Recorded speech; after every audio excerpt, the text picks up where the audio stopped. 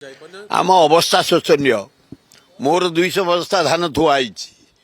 धान बिक्री हो पारुनी मंडी जाई पारुनी मंडी सब जगह ठीक नहीं मंडी धान रखापी व्यवस्था ना इलेक्ट्रिक ना मंडी जो लोक मैंने जी धान नहीं कि पा ना कौन रास्ता ना बड़ सांघातिक पैसा ना मंडी धान किणापी अति दुखदायक मोहन माझी आए 80 भाग लोक बंचीचु आम केवल चाष करी आम धान गंडा को ठीक भाव मंडी में नि कि नि आम दिन वर्षक जाक खटिकी कमे थाऊ अवहेला करनी अन्य जो काम कर मिलर मान को एमती तुम शक्ति दे दे से आमको अंडर एस्टिमेट कर चाषी मान को पचारूना भ्रुक्षेप करूना मन इच्छा दर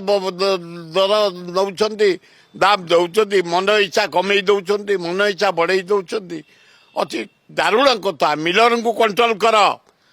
ऑफिसर मान कंट्रोल कर ठीक समय रे टोकन दियो ठीक समय मंडी धान किण ताले भल हम ना चाषी आम हताश मंत्री कहते मिलर माने कहा प्ररोचना रे धान उठौना सीजन चलती हैरान कर मिलर माने तुम कहीं अच्छा मंत्री कौन पे तुम मंत्री अच्छ तुम जदि कैपेसिटी ना कंट्रोल करने मिलर मान को कहीं तुम मंत्री तुम मंत्री इस्तफा देदेवा दरकार अरे 80 भाग लोक ओडिशा निर्भर कर चाष उपर आम मंडी की देले धान अंडे बिक्री कले आम बचबू आमको जदि ये अव्यवस्था करा चलो केमती संस्था चलो केमती सरकार तेणु मंत्री कड़ाकड़ी मिलर मान सहित आलोचना करी समाधान करी धान जमी जल्दी बिक्री हम